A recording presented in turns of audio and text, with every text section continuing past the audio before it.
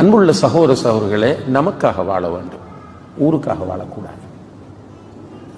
இது முக்கியமான தீர், எல்லோரும் சொல்லக்கூடிய ஒரு விஷயம். இது நான் எனக்காக வாழ வேண்டும், என்னை நான் நேசிக்க வேண்டும், என்னை நான் ரசிக்க வேண்டும், என்னை நான் சுய பரிசோதனை செய்ய வேண்டும், எனக்காக நான் வாழ வேண்டும், உங்களுக்காக நீங்கள் வாழ வேண்டும். நம்ம என்ன செய்யறோம் என்று சொன்னால் மற்றவர்களுக்காக வாழத்தான் முழுக்க முயற்சிக்கிறோம். இதனுடைய விளைவு என்ன தெரியுமா? உங்களோட பிள்ளை எந்த ஸ்கூலில் படிக்கிறது என்பதில் உங்களுக்கு பெருமை வருகிறது, அல்லது உங்களுடைய பிள்ளைக்கு நல்ல எஜுகேஷன் கிடைக்கும் என்று நீங்கள் நினைக்கிற ஸ்கூல்களுக்கு எவ்வளவும் காசு கொடுத்து உங்களுடைய பிள்ளைகளை நீங்கள் கொண்டு போய் சேர்க்கிறீர்கள். சிலர் ஸ்ரீலங்காவில் போனீங்க என்றால் சில ஸ்கூல்ஸ் இருக்கு, சுப்ஹானல்லாஹ், பெரும் பெரும் ஃபீஸ், மந்த்லி ஃபீஸை பார்த்தீங்கன்னா பெரிய அமௌண்ட். இந்தியாவில் இருக்கிறது ஸ்கூல்கள் மந்த்லி ஃபீஸ், அட்மிஷன் ஃபீஸ் எல்லாம் பெரிய அமௌண்ட், அதில் கொண்டு போய் பிள்ளைகளை சேர்ப்பாங்க. அதே போல தான் இங்கும் வெளிநாடுகளில் வாழக்கூடியவர்களும் பிள்ளைகளை இந்த ஸ்கூல் அந்த ஸ்கூல் வந்து சேர்ப்பாங்க. ரைட், அல்ஹம்துலில்லாஹ், அது உங்களுடைய உரிமை, உங்களுடைய பொருளாதார வசதிக்கேற்ப நீங்கள் செய்து கொள்ளலாம். இந்த ஸ்கூல் எஜுகேஷனுக்கு நீங்கள் கொடுக்கிற முக்கியத்துவத்தில் இப்போ சில சகோதரர்கள் பல்லாயிரக்கணக்கான ரூபாய்களை மாதாந்தம் கொடுக்கிறார்கள் பிள்ளைகளுக்காக. இப்படி கொடுக்கக்கூடிய இந்த அமௌண்டில் கொஞ்சமாவது உங்களுடைய பிள்ளையின் தர்பியாவுக்காக நீங்கள் செலவு செய்கிறீர்களா? சரி, அந்த அமௌண்டே வேணாம்.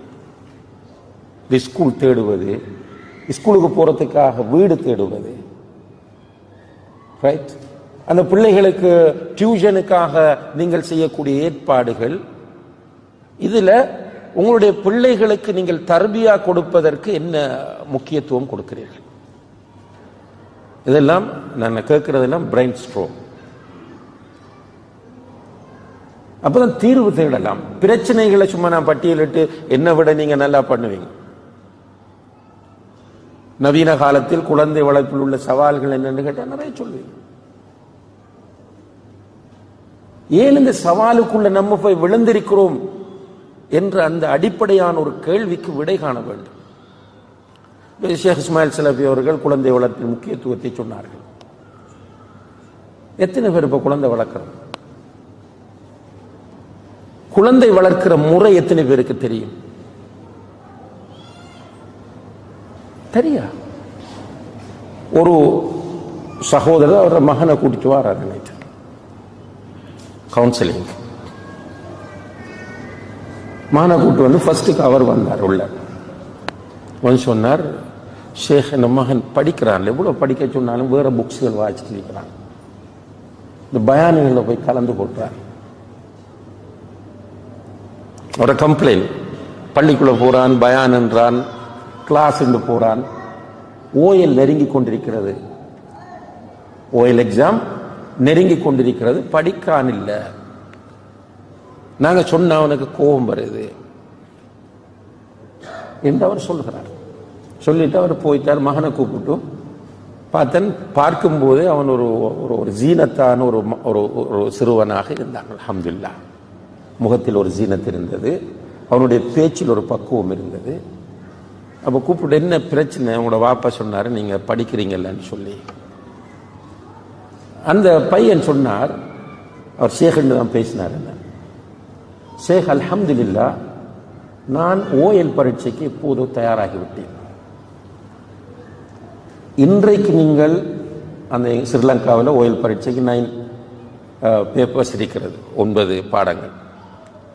9 பாடங்களுடைய பேப்பரை இன்று தந்தாலும் 9லும் நான் ஏ எடுப்பேன். அல்ஹம்துலில்லாஹ்,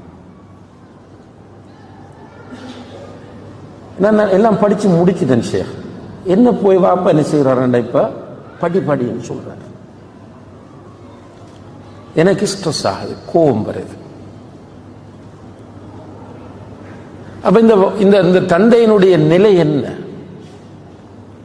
அதே போல இன்னும் ஒரு தாய் அட்வான்ஸ் லெவல் படிக்கக்கூடிய, அதாவது ஏஎல் படிக்கக்கூடிய ஒரு மகனை அழைத்து கொண்டு வருகிறார். வந்து சொல்றார், இந்த மகனுக்கு இப்ப கோபம் வருது, சரியா? இந்த வார நவம்பர்ல ஸ்ரீலங்காவில் ஏஎல் எக்ஸாம் நடக்க இருக்கிறது. என்னுடைய மகன் கடுமையாக கோவப்படுறார், சத்தம் போட்டு பேசுகிறார். இவரோட வாப்பா வெளிநாட்டில் இருக்கிறார். எனக்கு சரியான கஷ்டமாக இருக்கு. இவர் தெரிவு செஞ்சிருக்கிற ஃபீல்டும் டெக்னாலஜி என்று நிறைய அழுது மகனை பற்றி கம்ப்ளைண்ட் பண்ணும்போது மகன் இப்படி உட்கார்ந்துட்டு இருக்கிறான். அப்ப நான் கேட்டேன், தம்பி உம்மா சொல்றது உண்மையாண்டு? அல்ஹம்துலில்லாஹ் நான் நல்லா படிக்கிறது. உம்மா என்ன பண்றான்னா, நான் படித்துக் கொண்டிருக்கும் போது படி என்று சொல்றான். நான் படித்துக் கொண்டிருக்கும் போது படி என்று உம்மா சொல்றான். நான் படித்து களைப்படைந்து கொஞ்சம் தூங்குவேன். தூங்கி நான் தட்டி எழுப்பி படி என்று சொல்றான். கொஞ்சம் ஸ்ட்ரெஸ் ஆகும்போது நான் கொஞ்சம் சைக்கிள் எடுத்துட்டு வெளியில சுற்றி விட்டு வருவேன். கொஞ்சம் லேட்டானா கால் எடுத்து என்ன பண்றான்னு கேட்கிறான். இப்ப எனக்கு வீட்டுக்குள்ள வந்த கோபம் வருது, பிரஷர் ஆகுது, கோபத்தில் கத்துறன்மா. பிறகு நான் ஃபீல் பண்றேன். இங்க என்ன பிரச்சனையை பார்க்கிறோம்? அங்க ஒரு தந்தை, இங்கே ஒரு தாய். இவர்களுக்கு குழந்தை வளர்ப்பு என்றால் என்ன என்று தெரியவில்லை. பயான் கேட்டுட்டு போறது. அல்ஹம்துலில்லாஹ். என்ன பயான் முடிவில் என்ன ரிசல்ட்? இஸ்மாயில் செலவி பேசினார். என்ன சொல்லிட்டு போவீங்க? மாஷா அல்லாஹ், இஸ்மாயில் செலவி சூப்பரா பேசினாரா, அருமையான ஒரு பயான். ஹலாஸ், பள்ளிக்குள்ள வச்சுட்டு போக வேண்டியது. உங்களுக்கு மட்டும் நான் சொல்லல, பொதுவாக உள்ளது. மிம்பர்களில் ஹதீபுகள் தொடர்ந்து இதை பத்தி பேசுறாங்க, குழந்தை வளர்ப்பை பற்றி. நம்ம அந்த டேக் ஹோம் மெசேஜாக இந்த சொல்லப்படுற விஷயத்தை நம்முடைய வீட்டுக்கு எடுத்துக்கு போகிற பெற்றோர்களாக நம்ம இல்லை. இப்ப பிள்ளைகள் மிஸ் ஆகிறார்கள் என்று சொன்னால், இப்ப நம்ம நிறைய பேரை குற்றம் சாட்டுகிறோம். அந்த குற்றச்சாட்டில் நியாயம் இருக்கிறது. ஸ்கூல், சொசைட்டி, ஃப்ரெண்ட்ஸ், பாடத்திட்டம், டிவைசஸ், முஸ்லிம்களுடைய எதிரிகள், சமூக விரோதிகள் என்று பலரையும் குற்றம் சாட்டுகிறோம். ஆனால் ஒரு விஷயத்தை நம்ம மறந்துட்டோம் எல்லாரும். என்ன விஷயம் என்றால், அல்லாஹ்வுடைய தூதர் ஸல்லல்லாஹு அலைஹி வஸல்லம் அவர்கள் சொன்னார்கள், குல்லு மௌலூதின் யூலது அலல் ஃபித்ரா. எல்லா குழந்தைகளும் இந்த உலகத்தில் பிறக்கிற போது நல்ல இயல்புடன் தான் பிறக்கிறார்கள். எந்த ஒரு குழந்தையும் மொபைலுக்கு அடிக்ட் ஆகி பிறக்கவில்லை. எந்த ஒரு குழந்தையும் ட்ரக்ஸுக்கு அடிக்ட் ஆகி பிறக்கவில்லை. எந்த ஒரு குழந்தையும் ஸ்ட்ரெஸ்ஸோடு பிறக்கவில்லை. எந்த ஒரு குழந்தையும் சமூகத்தை விட்டு ஒதுங்கி இருக்கக்கூடியவனாக பிறக்கவில்லை. பிறக்கும் போது நேச்சுரலாக ஃபித்ரா சலீமா என்று சொல்லக்கூடிய இயல்போடு பிறக்கிறான். ஃபஅபவாஹு யுஹவ்விதானிஹி அவ் யுனஸ்ஸிரானிஹி அவ் யுமஜ்ஜிசானிஹி. அவனுடைய பேரண்ட்ஸ் தான், தாயும் தந்தையும் தான் அவனை யஹூதியாகவோ நஸ்ரானியாகவோ மஜூசியாகவோ மாற்றுகிறார்கள் என்று அல்லாஹ்வுடைய தூதர் ஸல்லல்லாஹு அலைஹி வஸல்லம் அவர்கள் சொல்றார். அப்ப நம்முடைய பிள்ளைகள் மிஸ் ஆகிறதுக்கு பேசிக் ரீசன் யாரு? நம்ம தான், பேரண்ட்ஸ். குழந்தை வளர்ப்பை பொறுத்தவரையில் பெருமைக்கு குழந்தை வளர்க்க தேவையில்லை. நான் சொன்னேன், உங்களுக்காக வாழுங்கள். நீங்கள் முதுமையை அடைந்தால் உங்களுக்கு அன்பும் இரக்கமும் காட்டி அவர்களுடைய தோள்களில் உங்களை சுமக்கிற குழந்தைகள் எனக்கு வேண்டும் என்று நினைத்து குழந்தை பெறுங்கள்.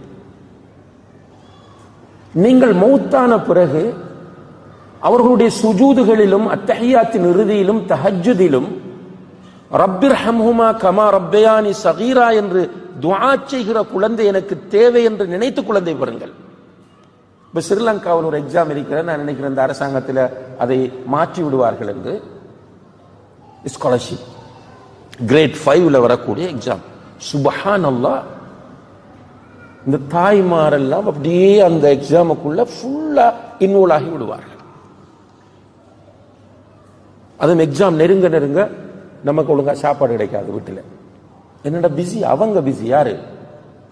உம்மாமார் பிஸி. யாராவது கெஸ்ட் வந்தா கூட கடையில் சாப்பாடு எடுத்துவாங்க, கூட்டிட்டு வராதீங்கன்னு தான் சொல்லுவாங்க.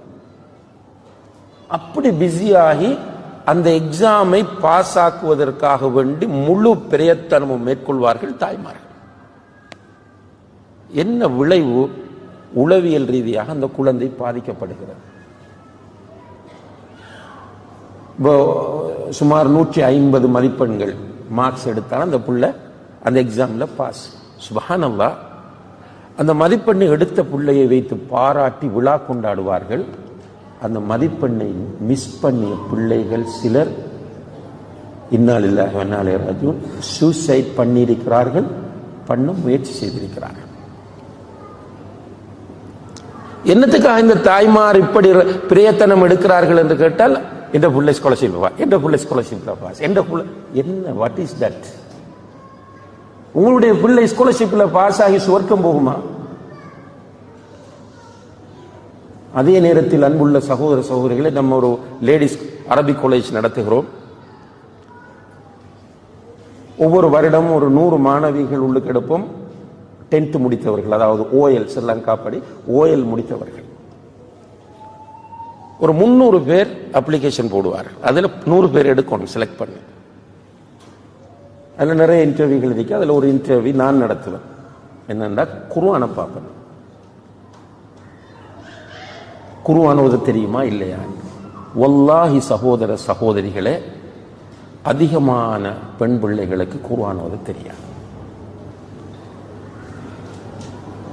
என்னன்னு கேட்டால், உம்மாவுடன் அந்த இன்டர்வியூல உம்மாவும் பாப்பாவும் கூட இருக்க வேண்டும். எங்களோட சிஸ்டம் அது. அவர்களை வைத்து தான் கேட்போம். ஒரு உம்மா உடனே என்ன சொல்வா தெரியுமா? எங்களோட புள்ள ஸ்காலர்ஷிப் பிறகு அந்த ஸ்காலர்ஷிப்போட மதரசா புறத்தை விட்டுட்டு அதால ஓத முடியும். சப்போர்ட், உம்மா மாதிரி சப்போர்ட். இப்படி வளர்ந்து வரக்கூடிய புள்ள ஒருவனோட அஃபேர்ஸ் ஏற்படுகிறது. கடைசியில் அதுக்கு பிறகு அலைகிறாங்க.